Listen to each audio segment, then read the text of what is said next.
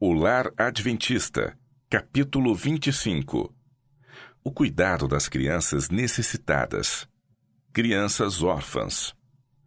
Muitos pais que morreram na fé, repousando na eterna promessa de Deus, deixaram seus amados na plena confiança de que Deus cuidará deles.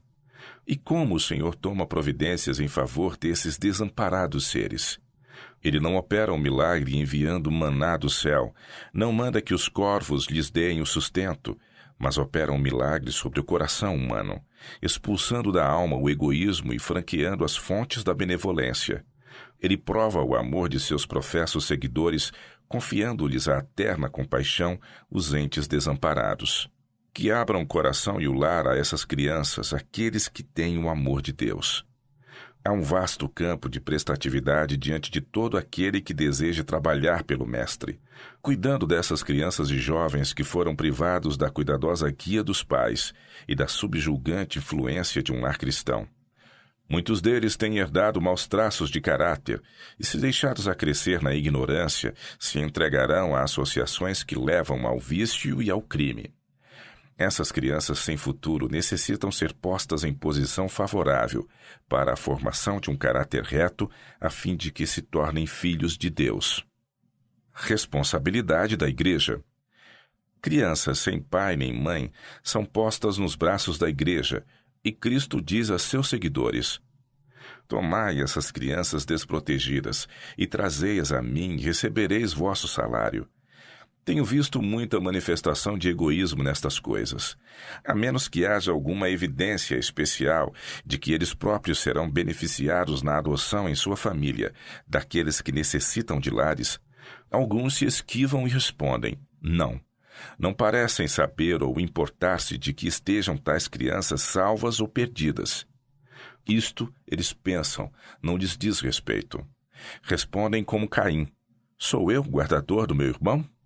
Não estão dispostos a enfrentar o inconveniente e a fazer qualquer sacrifício pelos órfãos, e indiferentemente lançam-nos aos braços do mundo, que às vezes está mais disposto a recebê-los do que esses professos cristãos. No dia de Deus se fará inquirição quanto àqueles que o céu lhes deu a oportunidade de salvar. Mas desejaram ser excluídos e não se dispuseram a fazer a boa obra, a menos que esta se lhes tornasse proveitosa.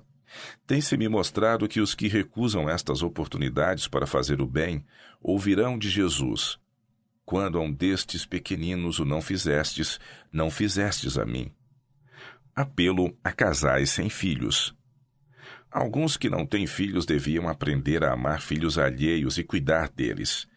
Podem eles não ser chamados a trabalhar em campos estrangeiros, mas podem ser chamados a trabalhar na própria localidade em que vivem. Em lugar de dar tanta atenção a bichinhos domésticos, esbanjando afeição com mudos animais, empreguem seus talentos com seres humanos, os quais têm um céu para conquistar e um inferno de que fugir. Deem sua atenção a criancinhas cujo caráter podem moldar segundo a semelhança divina. Dedicai vosso amor aos pequenos sem lar que vos estão ao redor. Em lugar de cerrar o coração aos membros da família humana, vede quantos desses pequenos sem lar podeis levar na doutrina e admoestação do Senhor. Há abundância de trabalho a todo o que deseje fazê-lo. Empenhando-se neste setor de atividade cristã, a Igreja pode crescer em número de membros e enriquecer no espírito. A tarefa de salvar os que não têm lar e os órfãos é responsabilidade de cada um. Se os que não têm filhos e a quem Deus fez mordomos de recursos abrissem o coração para amparar crianças que necessitam de amor, cuidado e afeição e de serem ajudadas com os bens deste mundo, poderiam ser muito mais felizes do que são hoje. Sempre que jovens sem o compassivo cuidado de um pai e o terno amor de uma mãe estiverem expostos à corruptora influência destes últimos dias, é dever de alguém suprir o lugar de pai e mãe para com alguns deles. Aprenda-se a prover-lhes amor, afeição e simpatia. Todos aqueles que professam ter um Pai no céu, de quem esperam que deles cuide e finalmente os leve para o lar que lhes preparou, devem sentir a solene obrigação de ser amigos dos que não têm amigos e pais dos órfãos, de ajudar as viúvas e ser de utilidade prática neste mundo em benefício da humanidade. Devem as esposas de pastores adotar filhos? Tem sido feita a pergunta se a esposa de pastor deve adotar crianças pequenas. Respondo: se ela não tem aptidão de empenhar-se no trabalho missionário fora do lar e considera seu dever tomar crianças órfãs e delas cuidar, ela pode fazer um bom trabalho. Mas seja a escolha feita primeiro entre filhos de pais guardadores do sábado. Deus abençoará homens e mulheres que de boa vontade partilham o seu lar com os que não o têm. Mas se a esposa do pastor pode desempenhar parte pessoal na obra de educar a outros, deve ela consagrar suas faculdades a Deus como uma obreira cristã. Deve ela ser verdadeira ajudante do marido, assistindo-o em seu trabalho, melhorando o próprio intelecto e ajudando-o a dar a mensagem. O caminho está aberto para que a mulher humilde e consagrada, dignificada pela graça de Cristo, visite os que necessitam de auxílio e derrame luz nas almas desencorajadas. Elas podem levantar os abatidos orando com eles e apontando-lhes a Cristo.